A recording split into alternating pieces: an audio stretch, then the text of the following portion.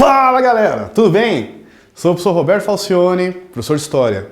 Em nome da editora Sai Digital, sejam todos bem-vindos. Mais uma aula de História. E hoje vamos fechar aquela duplinha, aula passada, Mundo do Açúcar, Economia Açucareira. Vamos continuar esse conteúdo, vamos dar mais uma exploração na questão econômica, da sociedade, do engenho, da Casa Grande, da senzala, da organização social entre homens brancos e os escravizados africanos, como se dava toda essa dinâmica. E vou trazer a famosa polêmica, discussão, um ponto de interrogação muito discutido dentro dos historiadores, dentro dos livros de história, se realmente houve ou não, se dá para se falar de uma crise açucareira e qual o motivo, a relação com as invasões holandesas, a expulsão dos holandeses, melhor falando, né? Dentro desse mundo utilizado, o mundo do açúcar, é uma comparação, uma analogia, uma comparação com o mundo do ouro nos séculos 17 e 18. Embarque nessa, vamos junto, bom estudo para todos nós. E vamos lá, começar por aí. Primeiro slide. Funcionamento dos engenhos coloniais. Primeiramente, as canas eram cultivadas em grandes extensões de terras, latifúndio. Gostaria de aproveitar aqui, novamente, reforçar um conceito, cai muito em vestibular, cai muito em provas de história, a palavra plantation. Olha eu falando em inglês. Plantation. Plantation. Tá, o que nós entendemos com isso? É todo um conjunto... Esse T tá meio feio, né? Melhorou. Piorou, melhorou. Entendemos como um conjunto de práticas relacionados ao mundo do açúcar. Dentro desse plantejo, não apenas ao mundo do açúcar, um conjunto de práticas relacionadas aos períodos coloniais, a uns sistemas de metrópole, de plantio, de domínio, de controle e exploração. O plantation, por exemplo, dos Estados Unidos, na região sul, né, está ligado ao quê? Ao algodão. Então não somente ao açúcar. Mas você observa nas fazendas, vou aproveitar até esse link bacana que eu usei agora, você pode fazer uma comparação que o plantation utilizado na região sul, Carolina do Sul, a região sul das chamadas 13 colônias, também utilizam características que se você comparar, você fala assim, poxa vida, é o mesmo modelo. Algumas comparações semelhantes, é possível achar semelhanças. Nessas semelhanças, usamos o termo plantation. Dentro delas estamos o quê? Monocultura.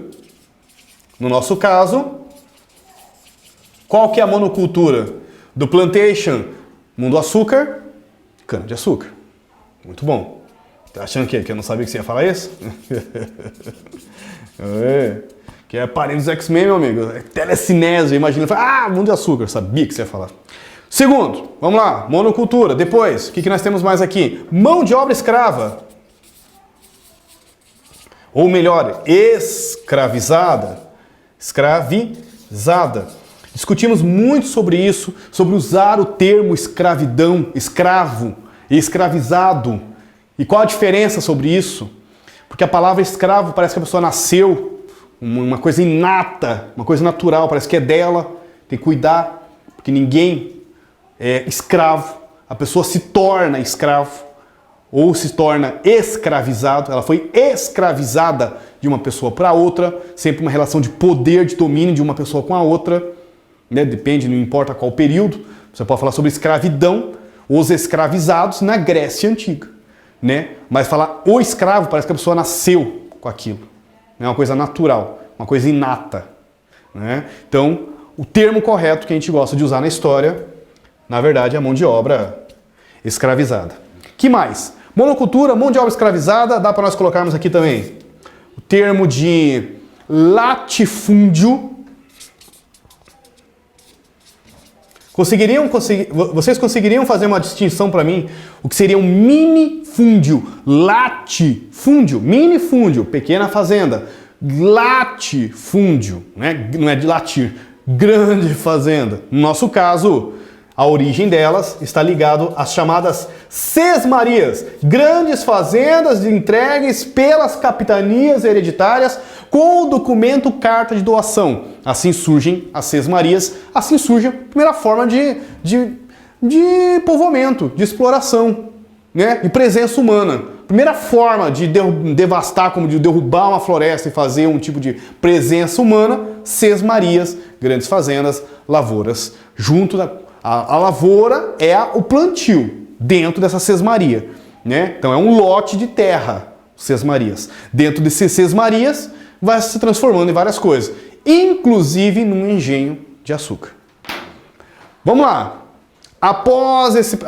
latifúndio, depois eram colhidos, levados para moenda.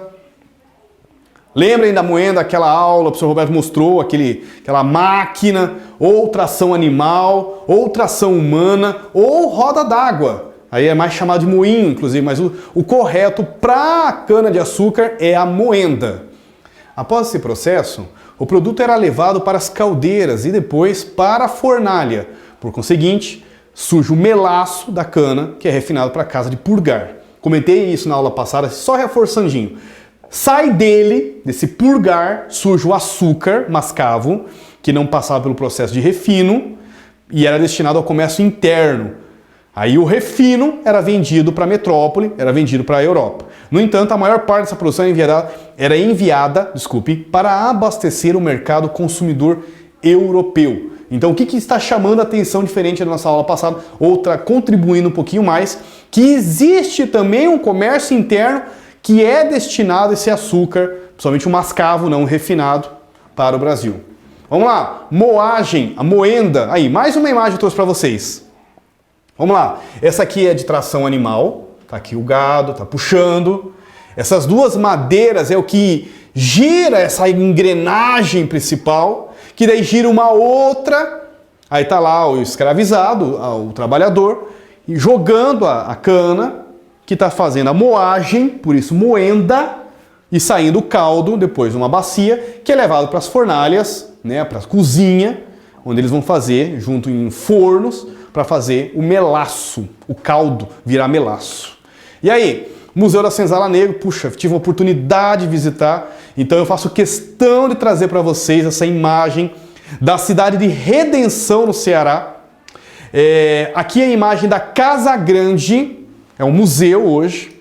A senzala está embaixo, o pessoal aqui do estúdio dando um foco para mim junto com o slide, ficava embaixo, é um porão, como se fosse um subterrâneo, ficava embaixo a senzala onde ficavam os escravizados. A parte alta era a Casa Grande. Me chama muita atenção essas características coloniais da Casa Grande.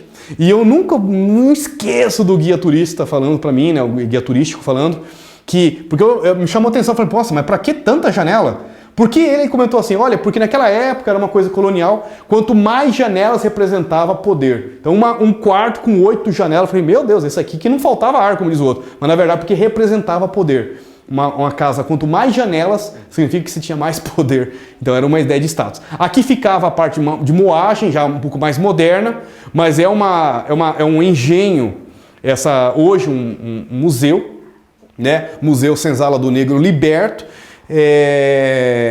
mas ele tinha as peças da moagem de pedra ainda, tinha moagem ainda da onde ficava a oficina de pedra, muito antiga, muito antes da moagem já metálica, de energia a vapor, ou de carvão mineral, né, ou energia de diesel. Então e ainda produzem, inclusive, uma cachaça um pouco mais não tão conhecida da região, mas ainda tem uma pequena produção da fazenda vendida, principalmente para os turistas que visitam o museu.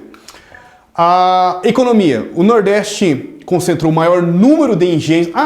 Mais um destaque aqui, porque Cidade Redenção, porque ela foi considerada a primeira cidade que libertou os escravos em uma grande quantidade. Claro que temos cartas de alforria antes, tudo. Em 1885, 3 anos antes da Lei Áurea, da Princesa Isabel ter abolido a escravidão, a Cidade Redenção é considerada a primeira cidade a libertar 150 escravos. Tem todo lá uma ata da libertação dos escravizados, dentro dessas fazendas. Então ela é um ponto turístico assim, poxa, fundamental, Quem for ao Nordeste, visite a cidade. Nossa, e linda, ela tem inclusive uma universidade, a UVA, dentro daquele intercâmbio com africanos, principalmente da Angola, que vão muito para essa cidade, uma cidade pequena, mas que de uma atmosfera colonial incrível, assim, vale a pena conhecer quem for para o Ceará. 50 quilômetros de Fortaleza, e prepare o ar-condicionado, porque ela está dentro de um... O pessoal do Ceará fala subaco de serra, inclusive, né? Fechada numa serra. Pensa um forno essa cidade. Vale a pena, é uma experiência turística muito bacana. Quando pudermos visitar e fazer todas as nossas viagens aí, cidade de redenção por causa dessa primeira experiência de libertação dos escravos. Vamos lá. Então, o Nordeste acabou se concentrando, claro, além da fertilidade do solo, porque é um clima quente. A cana-de-açúcar é de clima quente. Então está aí uma característica também. Para a aliança com grupos indígenas, houve uma permissão para fixação de portugueses nas regiões próximas aos rios, onde podiam escoar a produção dos portos. Por isso também mais litorâneo esses engenhos. Os engenhos paulistas, cariocas, capixabas também contribuíam para a economia colonial. Entretanto, nessas regiões, o sustento da população não estava diretamente ligado ao engenho, como no Nordeste, pois o número de engenhos era bem menor. É importante compreender que a economia açucareira no Brasil colonial destinava a maior parte de seus lucros para a metrópole portuguesa. Aí eu entro com um conceito novamente para vocês, quem está assistindo a aula, caderno em mãos aí, registra aí. Pacto colonial. O que é isso, professor? O que é isso? Que nome doido é esse? Como diria meu filho, que isso? Pacto colonial. Temos a metrópole versus colônia. A metrópole tem um poder, é Portugal, sobre a colônia, que é aqui no caso a América Portuguesa, futuro Brasil.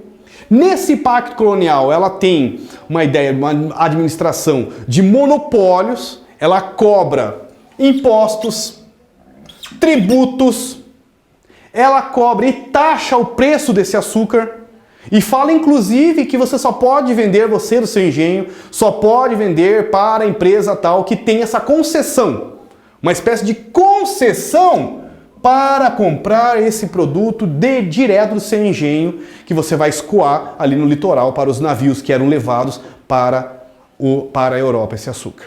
Então nós temos toda essa dinâmica que nós chamamos o termo, eu sei que é meio pesado, o termo é pacto colonial, entre Brasil, colônia, e metrópole, Portugal. Vamos lá. Economia açucareira. Na medida que ofereceu significativo retorno financeiro, a coroa portuguesa estabelecia isenções de tributos, outros privilégios, que buscavam facilitar a produção dos senhores de engenho. Em pouco tempo, podemos ver que o produto conquistou o mercado europeu e ocupou novos espaços, ambientes coloniais brasileiros. Vai aumentando mais a produção, surgindo novos engenhos e vai fazendo um povoamento de exploração aqui do Brasil. Mais um conceito muito importante para eu colocar junto com vocês aqui. Existem duas formas de colonização. Usamos o sistema de colonização de povoamento e o sistema de colonização de exploração. Um exemplo, a Inglaterra, ela vai utilizar um sistema de colonização de povoamento. Né? Colonização de povoamento, a Inglaterra. Principalmente puritanos, o famoso navio Mayflower, 1623, e desembarcam, né, naquela região onde eles vão fundar a região ali da Virgínia, onde fica os primeiros, e cento e pouquinhas pessoas dentro do navio, os primeiros puritanos que fugiam de uma guerra religiosa e vêm para cá em busca de uma nova vida, de uma liberdade religiosa, onde eles podem professar a fé protestante deles, puritana no caso, né? Já o Brasil usa um sistema de colonização, de exploração. Porque tudo que vai focar no Brasil é voltado para a exploração. Primeiro, mão de obra escravizada, indígena ou africana, é mercado. Mercado é venda, é compra, é aluguel. Depois, exploração do pau-brasil. né? Tinta extremamente cobiçada, a madeira de lei.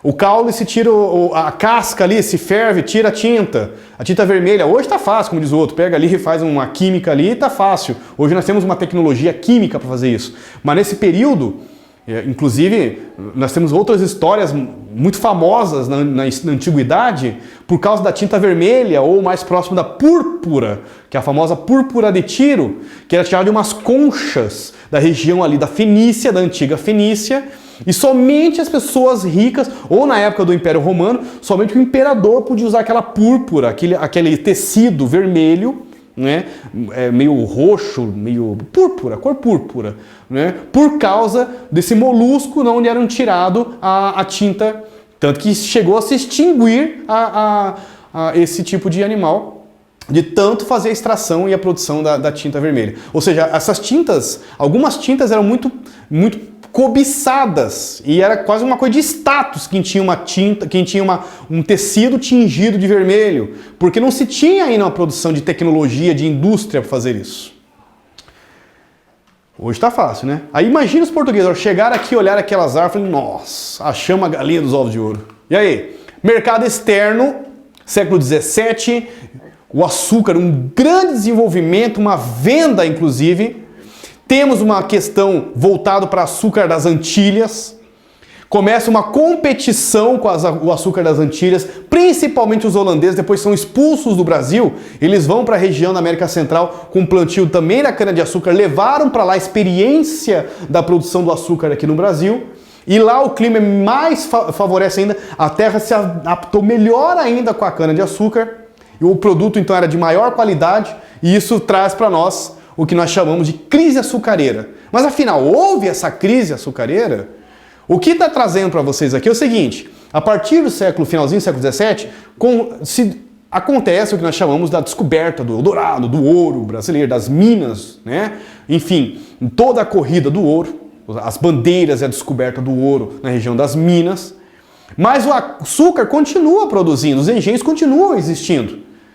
Tanto com a atividade econômica do ouro, por mais que metade de Portugal veio para o Brasil, por mais que muitas pessoas abandonaram suas atividades, foram para as minas, foram fazer a famosa cata e lavra, mas as atividades econômicas do açúcar continuaram existindo, funcionando simultaneamente, concomitantemente, mais ou menos, determinado período com mais atividades, com menos atividades, mas ela permaneceu existindo. Não é todo mundo abandonou o açúcar, focou só no ouro. Não.